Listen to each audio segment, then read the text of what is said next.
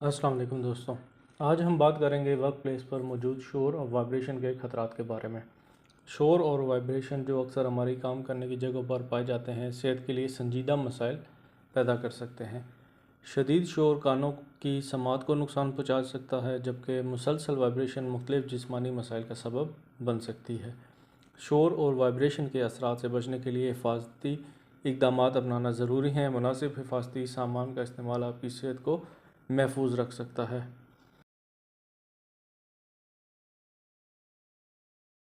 Communication is an essential need of human life and that is not possible without voice or sound.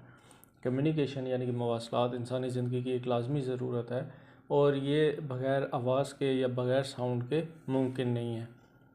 Complete deafness takes away the charm of life. मुकम्मल बहरापन ज़िंदगी की जो दिलकशी है उसे छीन लेता है। Poor hearing in old age creates problem. बुढ़ापे में कमज़ोर समात मसाइल पैदा करती है। Poor listening induces loud speaking और शाउटिंग। नाकस सुनना ऊंची आवाज़ में बोलने या चीखने पर आपको आमादा करता है। दस गुड लिसनिंग और hearing capacity is very much required through out the life. इस तरह अच्छी सुनने या सुनने की सलाहियत की पूरी ज़िंदगी में बहुत ज़्यादा हर शख्स को ज़रूरत होती है। But everything in excess is always harmful. लेकिन ज़रूरत से ज़्यादा हर चीज़ हमेशा नुकसानदेह होती है। Unbearable sound or noise creates difficulty in communication and causes mental and physical stress resulting in illnesses and accidents. नाकाबिले बर्दाश्त आवाज़ का शोर कम्युनिकेशन में दुश्वारी पैदा करता है। ज़हनी और जिस्मानी जो स्ट्रेस है, दबाव है, उसका बायस बनता है, जिसके नतीजे में बीमारी या जो एक्सीडेंट है वो होते हैं या होने का चांस बन जाता है। Sound is a useful communication और pleasant sounds music speech while noise is a discord और अनप्लेजेंट साउंड। जो साउंड है, जो एक आवाज़ है, वो एक यूज़फुल कम्युनिकेशन है, खुशगवार आवाज़, उसमें मौसीकी भी आ सकती है, कोई स्पीच आ सकती है। जबकि शोर वो एक नाखुशगवार आवाज़ है जो आपको तंग करती है, जिससे आपको इख्तिलाफ होता है। काजेज़ ऑफ नॉइस, इसमें हम सबसे पहले बात करेंगे कि शोर की वजूहात क्या होती हैं। मशीनरी एंड इक्विपमेंट, मशीनरी और आलात की वजह से। Heavy machinery, compressors, generators and power tools, इसकी वजह से शोर ज़्यादा होता है। कंस्ट्रक्शन एक्टिविटीज़ जैसा कि डिमोलिशन है, ड्रिलिंग है, कटिंग है एंड अदर कंस्ट्रक्शन ऑपरेशन। इसी तरह इंडस्ट्रियल प्रोसेस है जिसमें मेटल फैब्रिकेशन है, वुड वर्किंग है, टेक्सटाइल मैन्युफैक्चरिंग है।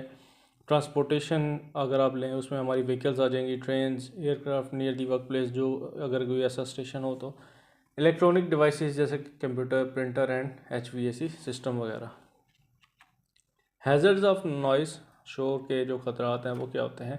हियरिंग लॉस, समात का नुकसान होता है। Prolong exposure to high noise levels can lead to temporary और परमानेंट हियरिंग लॉस। बुलंद आवाज़, अगर आप खुदा न खास्ता ज़्यादा देर एक्सपोज होते हैं बुलंद आवाज़ में, तो आपको आर्जी या मुस्तकिल समात के नुकसान हो सकते हैं। अनॉयंस, आपको तंग करता है, जो शोर होता है उसकी आवाज़ से आप अनॉय हो रहे होते हैं, कुछ आप मतलब आप उस चीज़ से वो तंग हो रहे होते हैं। Distraction, it is an another noise affect that diverse attention of a person. इसकी वजह से डिस्ट्रैक्शन होती है, आप अपने काम पे फोकस नहीं कर पाते, या शोर की वजह से जो आपका काम है उससे आपकी तवज्जो हट जाती है। कम्युनिकेशन इंटरफेरेंस, जो आपकी कम्युनिकेशन है, जो मवासलाती मुदाखलत है, वो होती है। Difficulty in communication can lead to misunderstanding and accidents. अगर कोई ऐसा एरिया जहाँ पे आप शोर वाले एरिया में काम कर रहे हैं, तो आपकी दूसरे साथी के साथ कम्युनिकेशन में दुश्वारी होती है या गलतफहमी पैदा हो सकती है, जिसकी वजह से कोई एक्सीडेंट हो सकता है। स्ट्रेस एंड फटीग, आपको थकावट हो सकती है या तनाव आ सकता है। Continuous noise can cause stress, fatigue and reduce productivity. शोर, तनाव, थकावट जो आपकी प्रोडक्शन की सलाहियत है, पैदावारी सलाहियत, उसमें कमी का सबब बन सकता है। Accidents, inability to hear alarm और approaching vehicles can increase the risk of accidents. Alarm सुनने में नाकामी या गाड़ियों के करीब आने से हादसा का ख़तरा बढ़ जाता है। मतलब आप एक शोर वाली जगह पे खड़े हैं, वहाँ पे कोई तेज़ रफ्तार गाड़ी आ रही है, तो उसका जो हॉर्न है वो आपको सुनाई नहीं देगा। इस तरह किसी भी एरिया में आपको भी एक्सीडेंट वगैरह हो सकता है शोर की वजह से। बिहेवियरल इफेक्ट, जो आपका तर्ज अमल है उस पर असर पड़ता है। Adverse effect on work output efficiency and morale और other non auditory effects of noise, fatigue and mental health effects may also occur. काम की पैदावार, कारकर्दगी और जो आपका एक टेम्पो होता है, जो एक हौसला होता है काम का, उस पर मनफी असरात पड़ते हैं। उसके अलावा शोर की दीगर जो गैर समई असरात हैं उसमें उसकी वजह से आपको थकावट हो सकती है, जो मेंटल हेल्थ है उस पर भी असर हो सकता है। Safety and preventive measures for noise pollution. Noise pollution जो है, जो आवाज़ है, शोर है, उसके लिए प्रिवेंटिव और सेफ्टी मेजर्स क्या होंगे? सबसे पहले है इंजीनियरिंग कंट्रोल्स। उसमें है install noise barriers and enclosures around noisy machinery. शोर मचाने वाली मशीनरी के इर्द गिर्द जो नॉइस बैरियर है या जो दीवार है वो लगा दें, इनक्लोज करें उसको, ताकि शोर मशीनरी का ज़्यादा मत फैले। Use sound observing materials in wall, ceiling and floors. दीवारों, छतों और फर्शों में जो आवाज़ साउंड ऑब्जर्व करने वाला जो मटेरियल है उसका इस्तेमाल करें। Maintain and lubricate machinery to reduce noise. शोर को कम करने के लिए जो इक्विपमेंट है, जो वर्क प्लेस के बाद मशीनरी यूज़ हो रही है, उसको बाकायदगी से ऑयल के थ्रू लुब्रिकेट या ग्रीस के थ्रू लुब्रिकेट करते रहें। एडमिनिस्ट्रेटिव कंट्रोल क्या होंगे? Implement a hearing conservation programme. समात के तहफ़्फ़ुज़ के प्रोग्राम जो है उसको इम्प्लीमेंट करें। Rotate workers to limit exposure duration. जो वर्कर्स शोर वाले एरिया में काम कर रहे हैं उधर टीम्स बना लें और हर थोड़ी देर के बाद उन टीम्स को रोटेट करते रहें, ताकि ज़्यादा लंबे टाइम के लिए कोई भी वर्कर शोर को जो है वो एक्सपोज ना हो। Schedule noisy operations during off peak hours. Off peak औकात के दौरान शोर वाली जो काम है उनका शेड्यूल बना लें। पर्सनल प्रोटेक्टिव इक्विपमेंट का आप इस्तेमाल कर सकते हैं। प्रोवाइड एयर प्लग और एयर मफ टू वर्कर्स। ऐसे शोर वाले एरिया में जहाँ पे वर्कर्स ने काम करना है वहाँ पे आप एयर प्लग या एयर मफ फ्राहम कर सकते हैं। Ensure proper fitting and regular maintenance of hearing protection devices. समात के तहफ़्फ़ुज़ के आलात की मुनासिब फिटिंग और बाकायदा देखभाल को यकीनी बनाएं। ट्रेनिंग एंड अवेयरनेस, तरबियत और आगाही। Educate workers about the risk of noise exposure. Workers को शोर के एक्सपोजर के खतरात के बारे में एजुकेट करें। Train workers on the correct use of hearing protection. Workers को समात के तहफ़्फ़ुज़ के सही इस्तेमाल की तरबियत दें।